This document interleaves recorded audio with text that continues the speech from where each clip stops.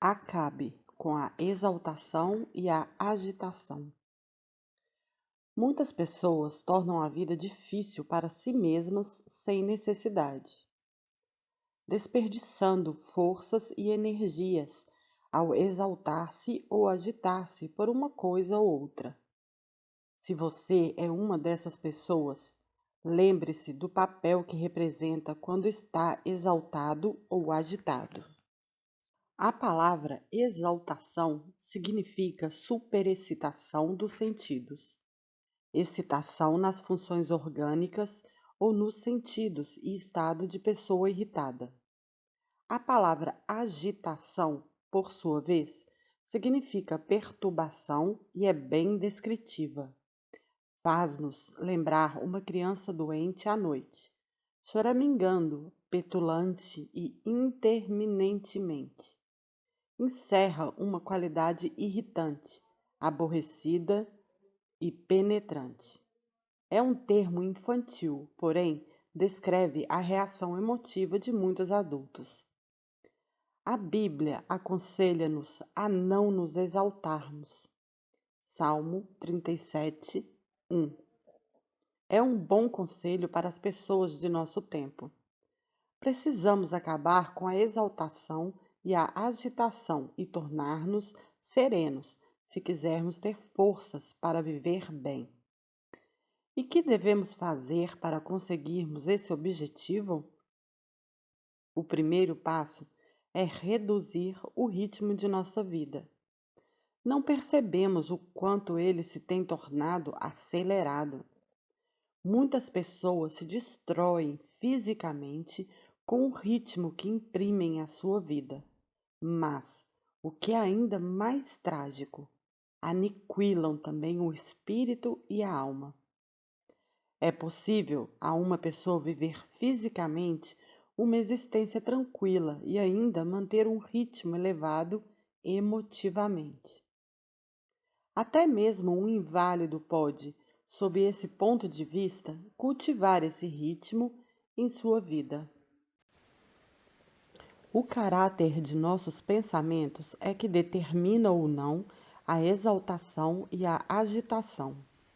Quando o espírito se precipita desordenadamente de uma atitude desarrazoada a outra, ele se torna febril, resultando disso um estado de quase insolência. Deve reduzir-se esse ritmo da vida moderna se não se quiser sofrer profundamente de suas superexcitações debilitantes. A superexcitação produz venenos tóxicos no corpo e cria males psíquicos. Produz fadiga e uma sensação de frustração, disso decorrendo um estado de agitação e exaltação. Se o efeito dessa inquietude psíquica é tão pronunciado fisicamente, qual deverá então ser o seu efeito nessa essência profunda que temos dentro de nós mesmos e aqui chamamos alma? É impossível ter a alma em paz se o ritmo de nossa vida for febrilmente acelerado. Deus não andará assim tão depressa. Não procurará acompanhar você nesse passo.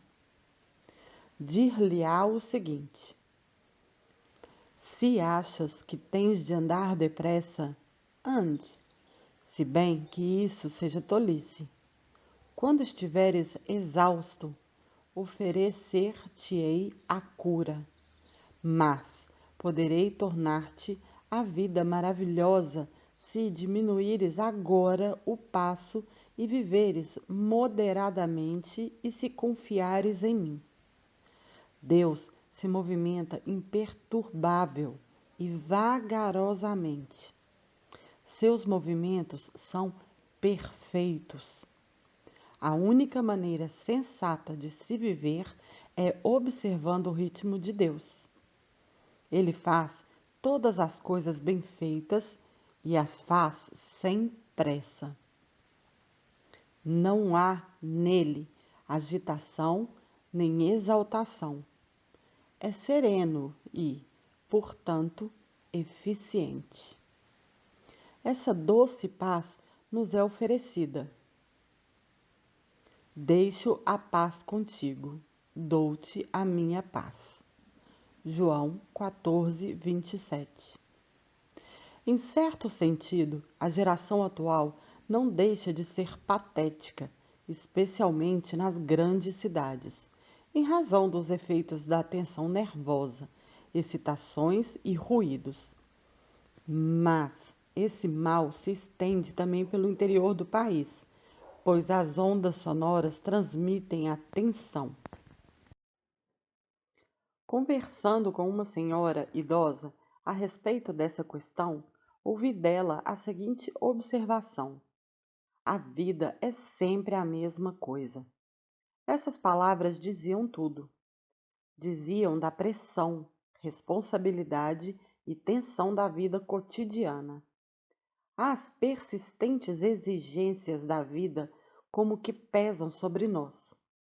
Às vezes ficamos imaginando se esta geração não estará de tal maneira acostumada a viver debaixo de grande tensão, a ponto de muitos que se acham nesse infeliz estado não saberem como passar sem ela. A doce quietude das florestas e vales, que os nossos antepassados conheciam tão bem, lhes é estranha.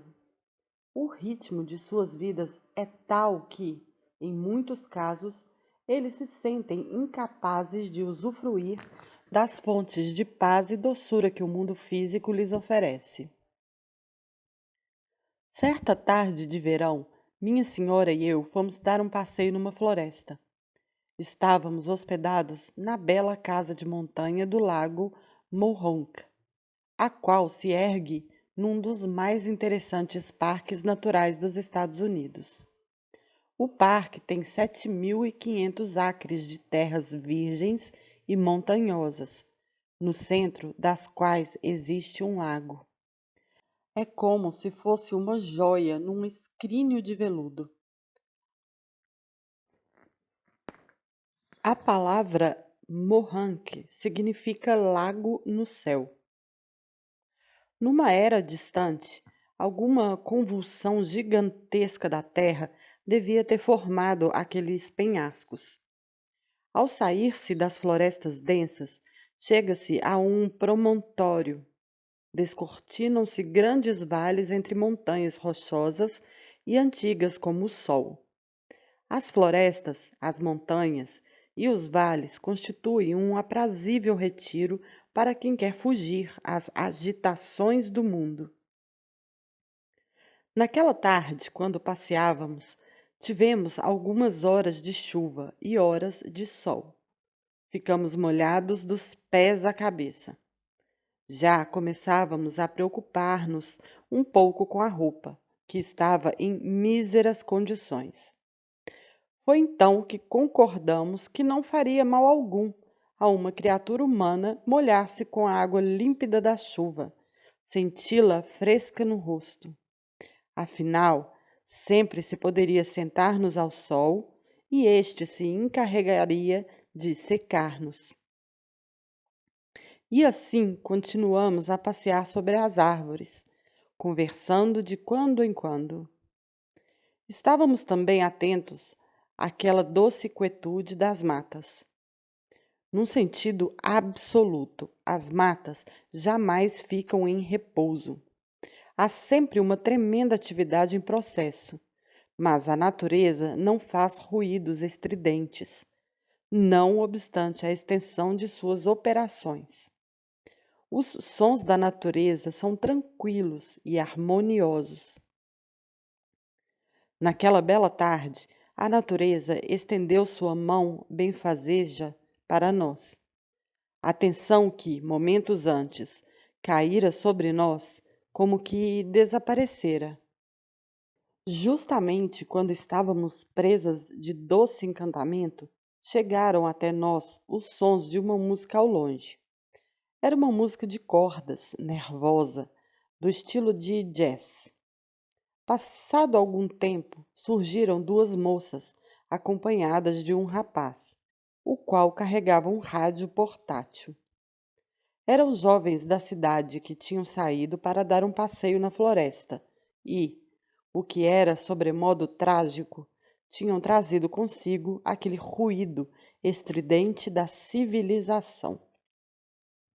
Eram simpáticas criaturas, pois pararam para conversar conosco. Pensei em pedir-lhes que desligassem o rádio e procurassem ouvir a música da floresta, mas achei depois que não me ficava bem fazer-lhes semelhante pedido. Finalmente, eles prosseguiram o seu caminho. Comentamos sobre o que eles estavam perdendo, atravessando aquelas matas aprazíveis e não ouvir a música que é tão velha quanto o mundo, cuja harmonia e melodia são inigualáveis. O canto dos ventos bailando pelas árvores, as doces notas dos pássaros no seu gorjeio sublime e, pairando sobre tudo isso, todo o cenário musical das matas. E isso ainda se encontra nos Estados Unidos, nas florestas e grandes planícies, nos vales, nas majestosas montanhas e na doce areia das praias, onde as ondas espumantes do oceano se desfazem alegremente. Devíamos aproveitar-nos desse ambiente salutar. Lembremo-nos das palavras de Jesus: Vinde sozinhos a um lugar deserto e descansai durante algum tempo. Marcos 6:31. Mesmo no momento em que escrevo essas palavras e lhe dou esse bom conselho, lembro-me de ocasiões em que me tornou necessário recordar que não devia deixar de pôr em prática essa mesma verdade, a qual ressalta o fato de que devemos sempre procurar a solidão de vez em quando, se desejarmos trazer seus benefícios para a nossa vida. Num dia de outono, minha esposa e eu fizemos uma viagem a Massachusetts, a fim de visitar nosso filho John, que estudava na academia de Deerfield. Avisamo-lo que chegaríamos às 11 horas da manhã. Sempre nos orgulhamos desse antigo e bom costume americano, a pontualidade. Como estávamos um pouco atrasados, corríamos muito com o automóvel. Em dado momento, minha mulher me perguntou se eu tinha visto uma bela colina ao lado. Que colina? Indaguei. Já ficou lá atrás, explicou ela. Olhe, que árvore bonita! Que árvore! Esta já tinha ficado a 1 milha atrás. Este é um dia dos mais maravilhosos que já vi, disse-me a senhora Peale. Quem iria imaginar que esse extraordinário colorido, como o que se vê agora, em outubro, nessas montanhas da Nova Inglaterra, acrescentou. Realmente, isso faz um bem a gente. Aquela observação de minha mulher me impressionou de tal modo que parei o carro. Retornei depois 1/4 de milha até junto a um lago, em cuja margem oposta às montanhas ofereciam um belo cenário com as cores que lhes emprestava aquele dia de outono. Ficamos ali parados, contemplando-o e meditando. Deus, com seu gênio e arte, havia pintado aquela cena com as tintas maravilhosas que somente Ele sabe misturar.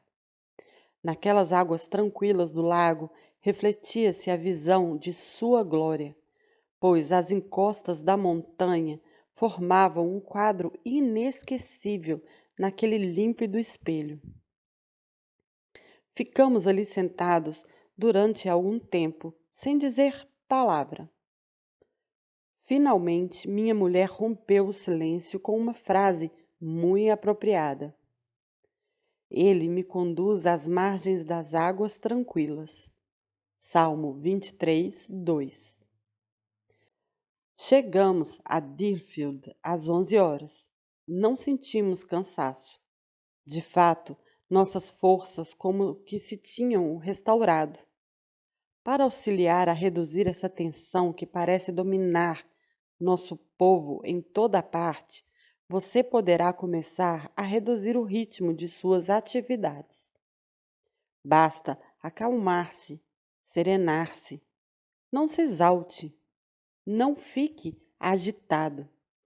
Mantenha sempre um estado de espírito tranquilo.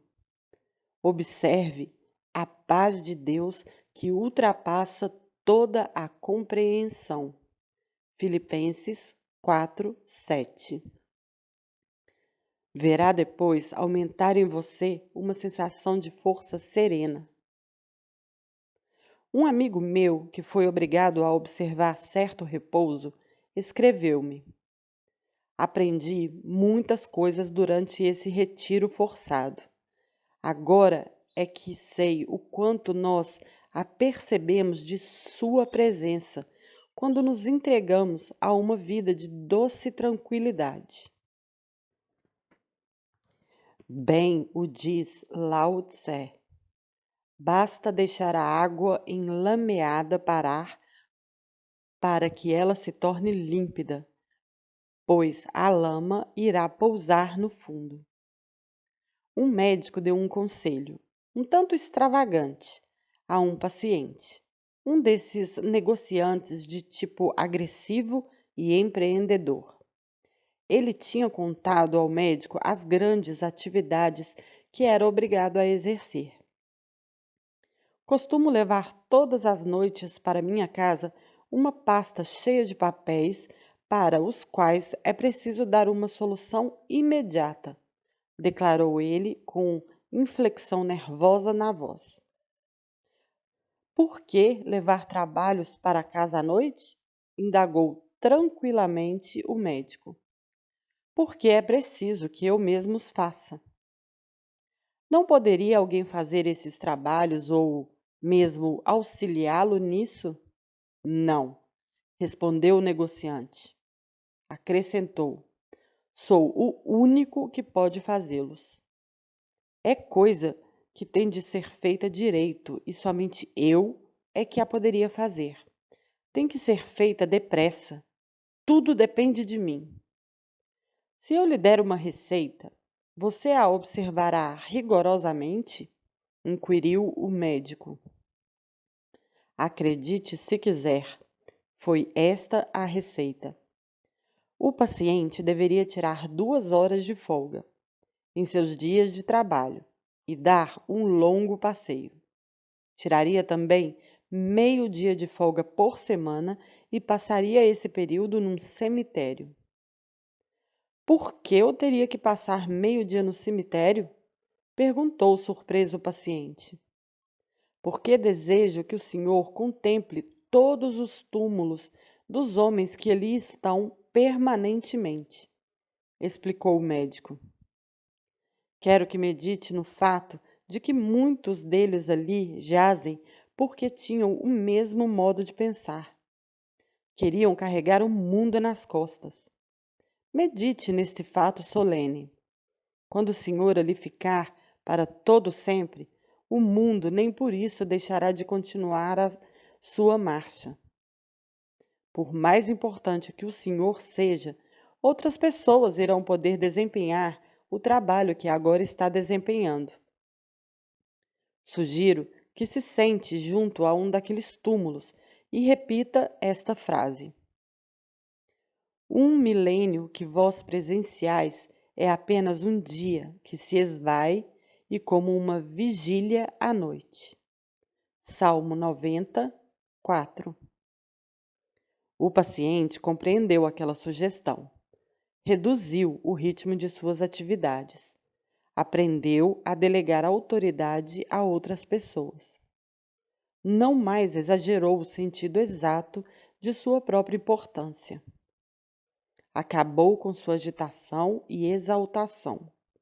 Tornou-se sereno. Poder-se-ia acrescentar que está trabalhando melhor. Está desenvolvendo uma organização mais eficiente e admite que o seu negócio se acha em melhores condições. Um preeminente fabricante se via constantemente presa de tensão. De fato, seu estado de espírito era, por assim dizer, vibrátil. Como ele descrevia a si mesmo, saltava da cama logo cedo e imediatamente se desdobrava em atividades.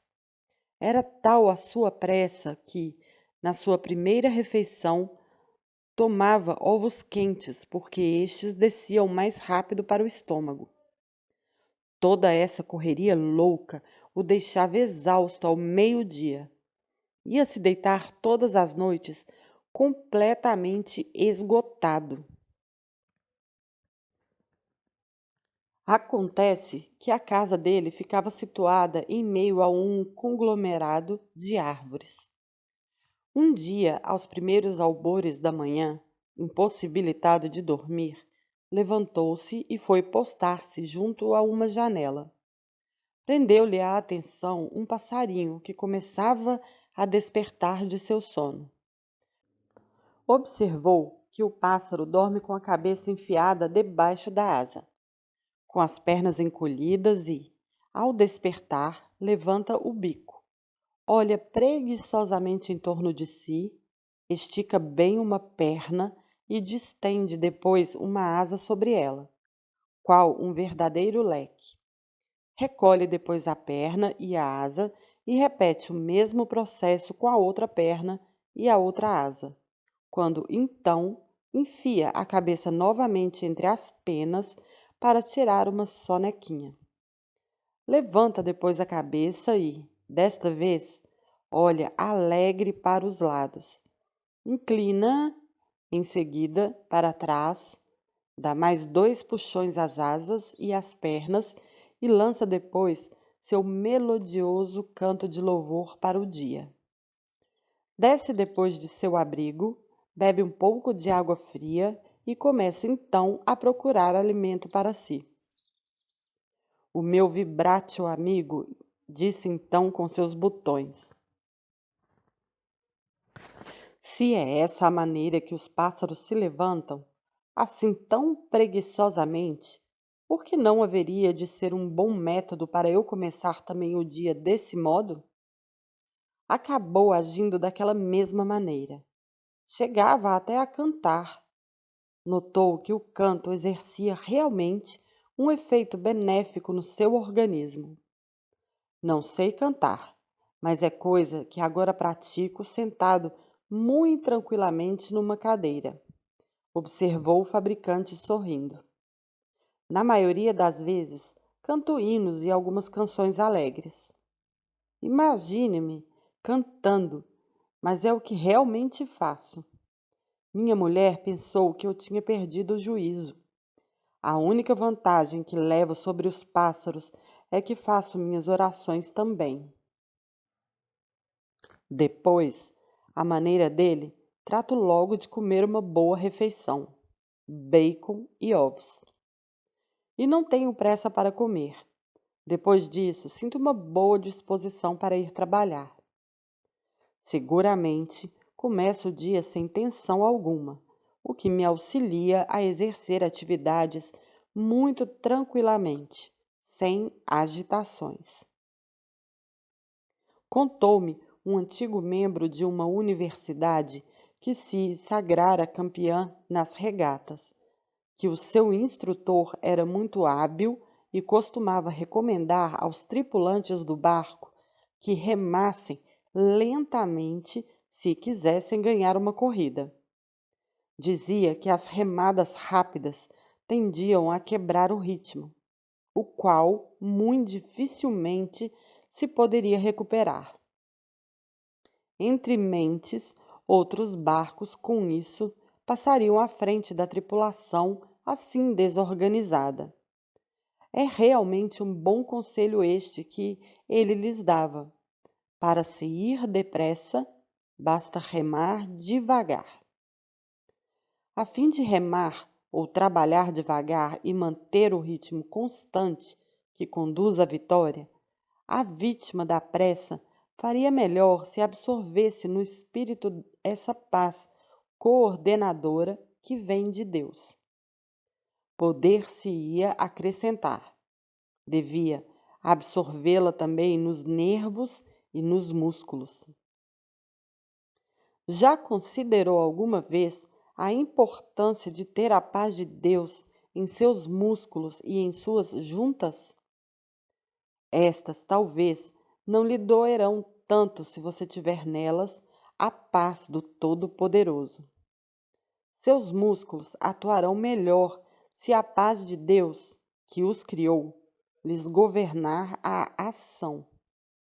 Diga todos os dias a seus músculos e juntas: não se exaltem. Salmo 37:1. Descanse num sofá ou numa cama. Pense na importância de cada músculo e de cada junta, desde a cabeça aos pés, e diga a cada um: a paz de Deus desce sobre cada um de vocês.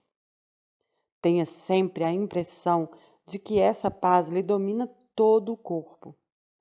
Com o tempo, seus músculos e juntas ficarão dominados.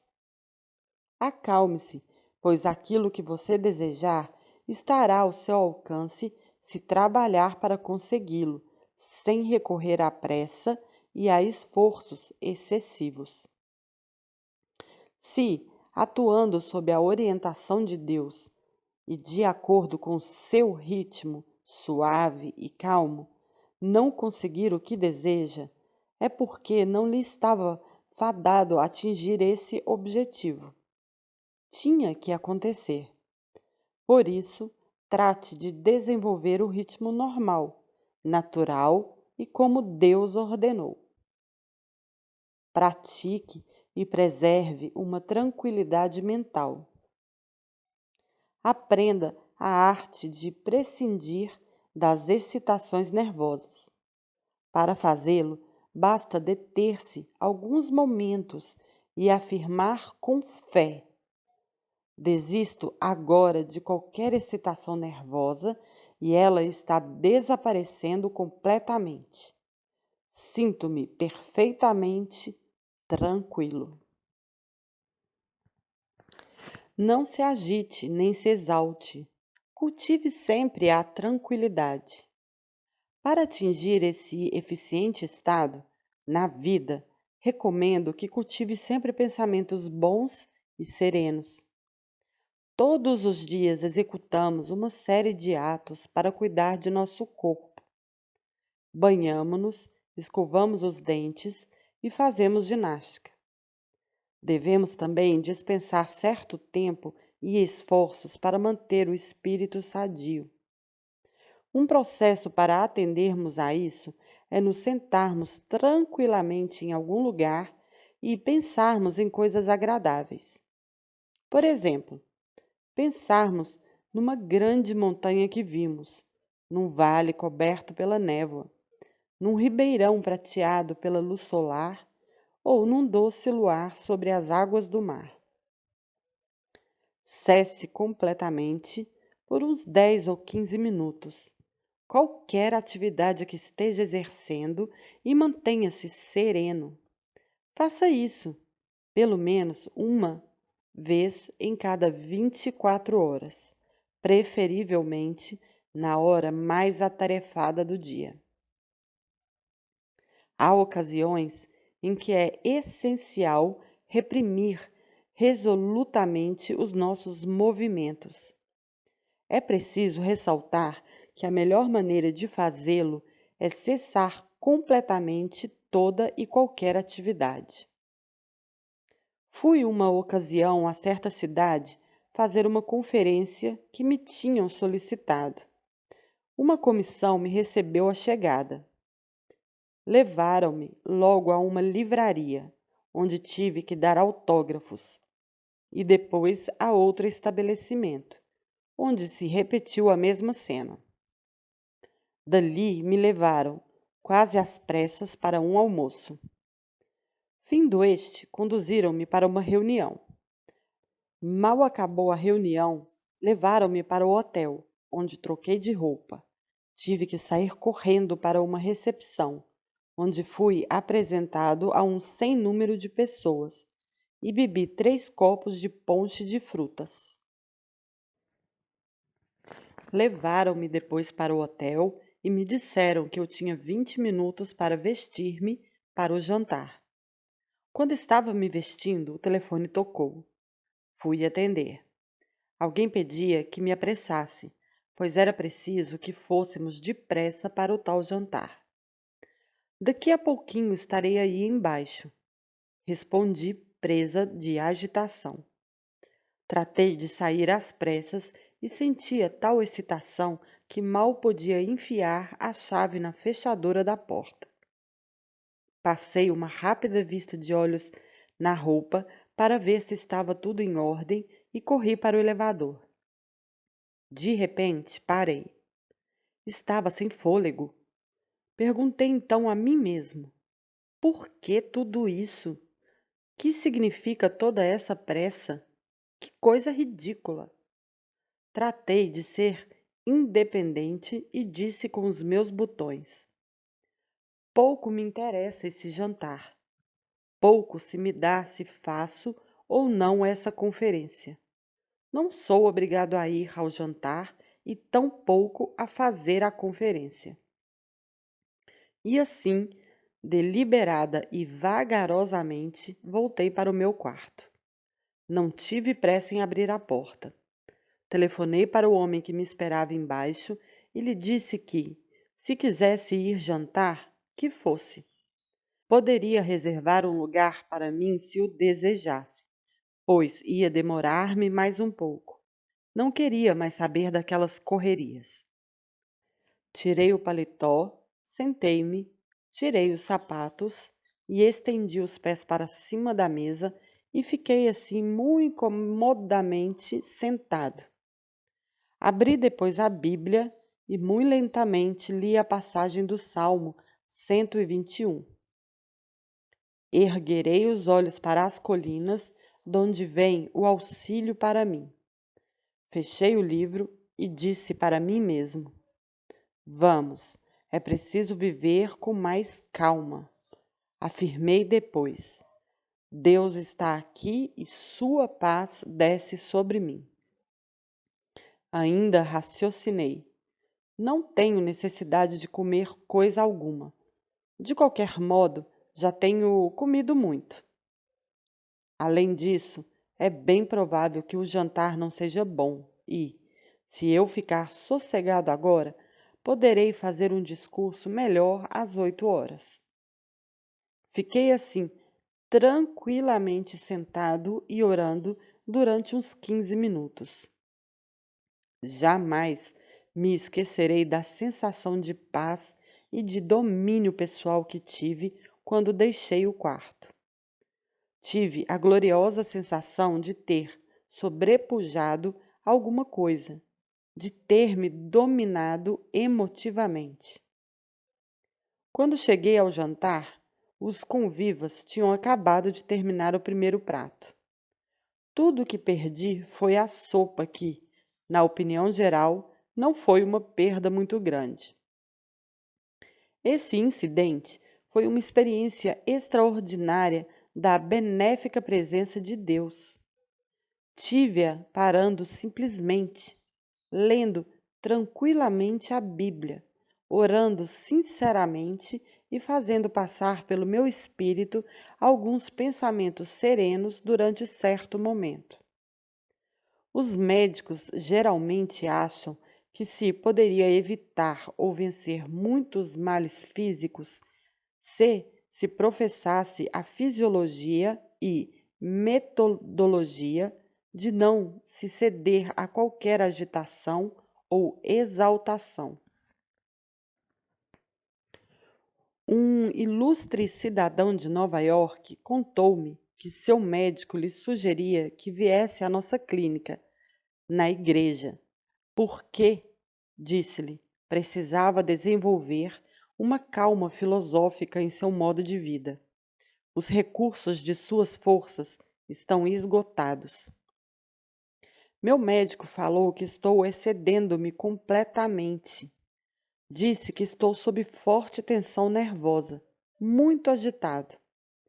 O médico declarou: concluiu o cidadão, que só me poderei curar se desenvolver o que ele chama de filosofia calma no modo de se viver. Ele se levantou e andou de um lado para o outro na sala. Perguntou depois: Mas como é que poderei fazer isso? É muito fácil falar, mas é difícil de se pôr em execução. O excitado cavalheiro passou a dizer depois que o médico lhe tinha dado certas sugestões para o desenvolvimento da calma, filosofia no modo de se viver. Era realmente muito sábias.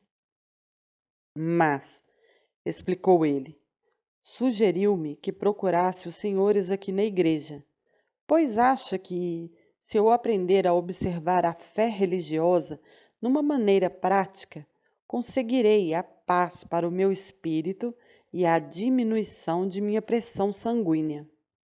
Com isso, disse-me ele, haverei de sentir-me melhor fisicamente. Conquanto compreenda que a receita do médico seja sensata, pergunto: como poderá um homem de 50 anos de idade, de uma natureza tão vibrátil quanto a minha, modificar repentinamente os hábitos de toda uma existência e desenvolver esta filosofia? Parecia de fato um problema, pois ele era um feixe de nervos irritadiços e explosivos. Andava de um lado para o outro, batia na mesa e falava estridentemente. Dava a impressão de um homem completamente perturbado e mistificado. Obviamente, demonstrava a sua pior feição. Contudo, estava revelando claramente o que lhe passava no íntimo, e isso nos dava uma oportunidade para auxiliá-lo através de uma melhor compreensão. Ouvindo o que dizia e observando sua atitude, mais uma vez compreendi por que Jesus Cristo retém extraordinário domínio sobre os homens. É que ele tem a resposta para tais problemas. Provei o fato, mudando subitamente o rumo da conversa. Sem qualquer preâmbulo, comecei a recitar textos da Bíblia, tais como: Vinde a mim, todos vós que trabalhais e tendes cargas pesadas, que eu vos darei o descanso. Mateus 11, 28. A paz deixarei convosco, dar-vos-ei a minha paz. Não como o mundo a dá, mas como eu vô-la dou. Não deixes que o coração se perturbe, nem que sinta temor. João 14, 27. Conservareis em perfeita paz aquele que tiver o pensamento voltado para vós. Isaías 26, 3. Recitei aquelas palavras lenta, deliberada e pensativamente. Nesse ínterim, observei que o visitante se acalmou. Ficou tranquilo. Ficamos depois em silêncio. Parecia que já haviam decorrido muitos minutos. Talvez não fosse tanto. Finalmente, ele soltou um profundo suspiro. Coisa interessante, murmurou ele. Sinto-me muito melhor. Não é esquisito? Creio que foram essas palavras todas que o senhor disse. Não foram apenas as palavras, embora elas exerçam extraordinário efeito sobre o espírito. Expliquei. É que aconteceu algo mais profundo. Ele tocou, há pouco, no Senhor. O médico do toque benfazejo. Ele estava presente nesta sala. O visitante não demonstrou qualquer surpresa com aquela asserção. Ao contrário, concordou imediatamente com ela. Via-se-lhe estampada no rosto aquela convicção: o senhor tem razão. Realmente ele estava aqui. Senti a sua presença. Compreendo o que o senhor quer dizer. Agora compreendo. Jesus Cristo ajudar-me-á a desenvolver essa calma filosófica necessária à vida. Aquele homem encontrou o que milhares de outros estão agora descobrindo: a simples fé e a observância dos princípios e normas da religião trazem a paz e a serenidade. Trazem, por conseguinte, novas forças para o corpo e o espírito. É o perfeito antídoto para a agitação e a exaltação. Auxilia a pessoa a adquirir a serenidade e a conseguir, assim, novas energias. Naturalmente, era necessário ensinar àquele homem novas normas de pensamentos e ação. Foi o que, em parte, se fez, sugerindo-lhe trabalhos escritos por peritos no campo da cultura do espírito. Por exemplo, demos-lhes lições de como devia frequentar a igreja. Demonstramo-lhe como fazer do culto, na igreja, um remédio terapêutico. Ensinamos-lhe a empregar cientificamente as orações e a observar certo descanso. Como resultado dessa prática, ele acabou sendo um homem sadio. Qualquer pessoa disposta a seguir este programa e que observe sinceramente esses princípios todos os dias, acredito que desenvolverá dentro de si a paz e a energia de que necessita. Muitas dessas normas se acham expostas neste livro. A prática diária dessas normas benéficas é de grande importância para conseguir-se domínio sobre as emoções. Não se poderá adquiri-lo de maneira fácil ou por um passe de mágica. Não se pode desenvolvê-lo apenas com a leitura de livros, se bem que isso muitas vezes seja de auxílio. O único método certo é cultivá-lo regular, persistente e cientificamente e desenvolver, ao mesmo tempo, uma fé criadora. Sugiro que se comece com um processo primário, como o de se adestrar na arte de ficar fisicamente quieto. Não ande de um lado para o outro. Não torça as mãos. Não esmurre a mesa. Não grite, não discuta e não se impaciente. Não se deixe levar pela exaltação.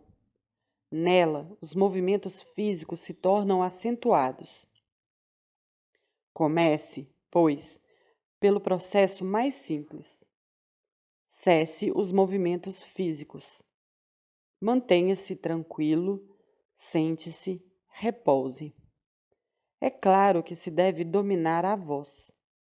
No desenvolver-se esse domínio sobre si mesmo, é preciso pensar calmamente, pois o corpo responde de modo sensível ao tipo de pensamentos que lhe passar pelo espírito.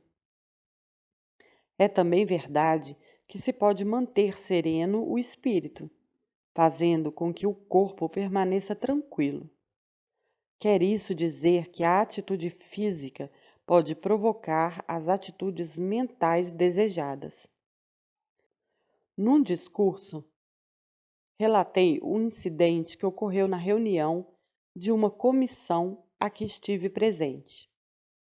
Um senhor que me ouviu relatá-lo ficou tão impressionado que resolveu seguir à risca a técnica nela sugerida.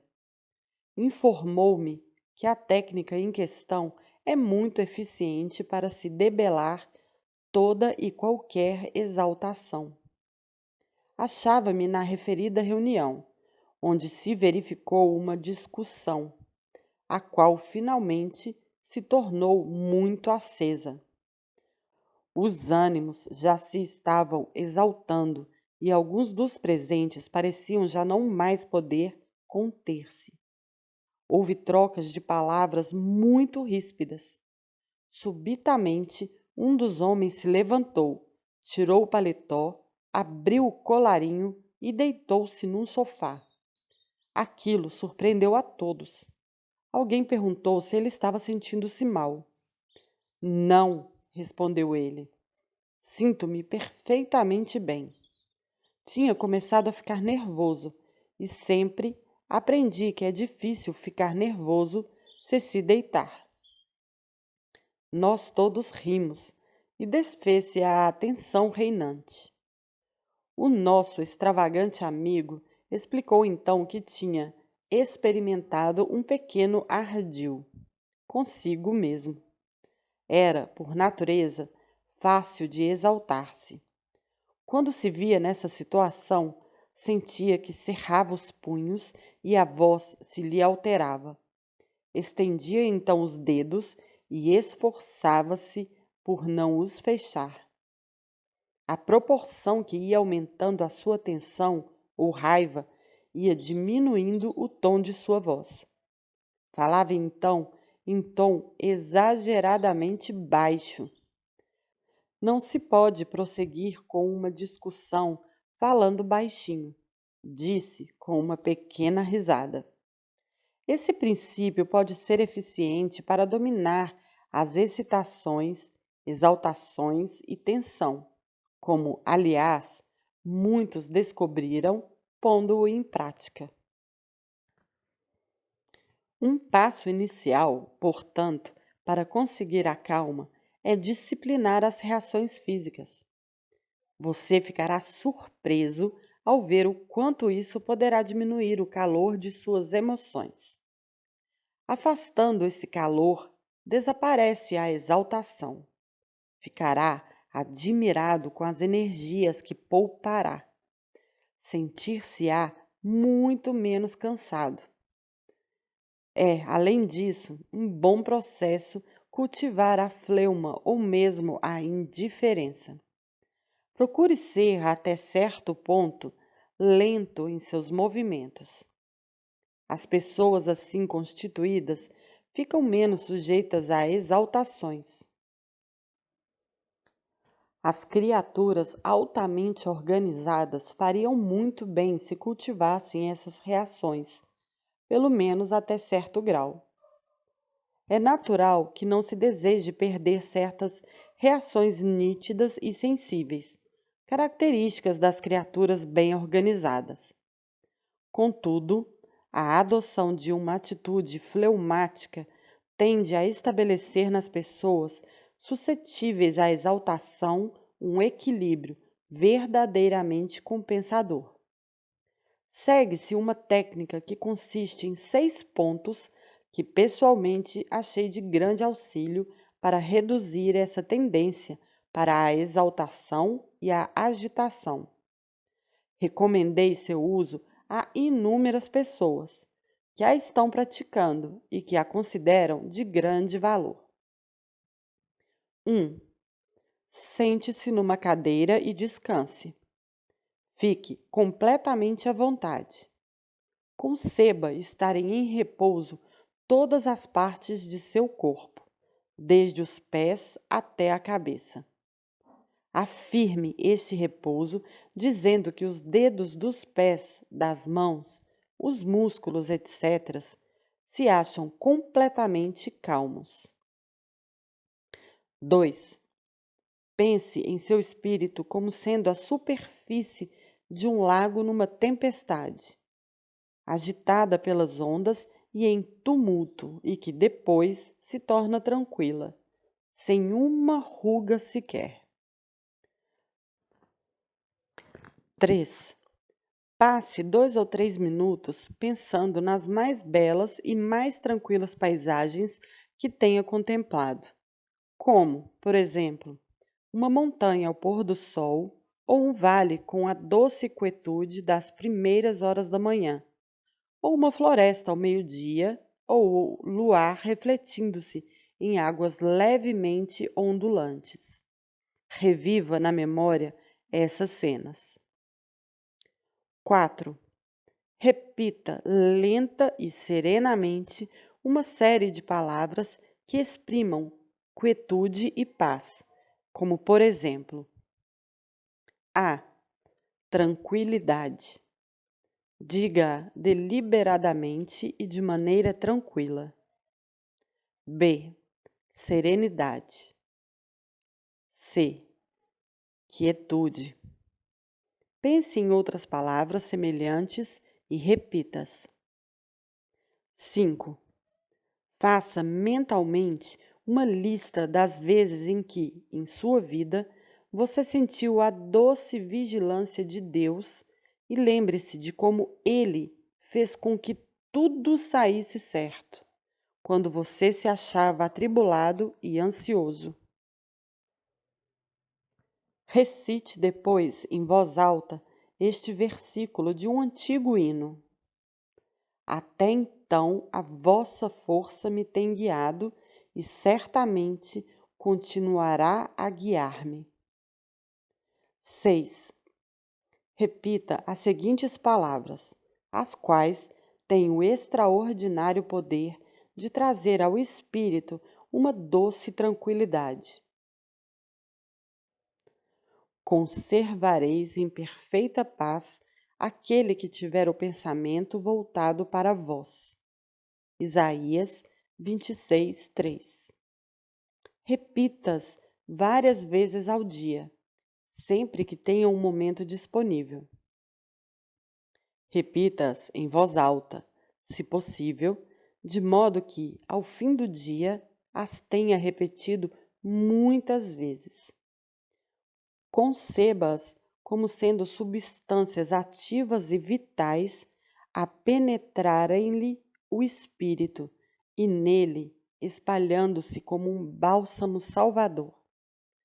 É o melhor remédio que se conhece para eliminar a tensão do espírito.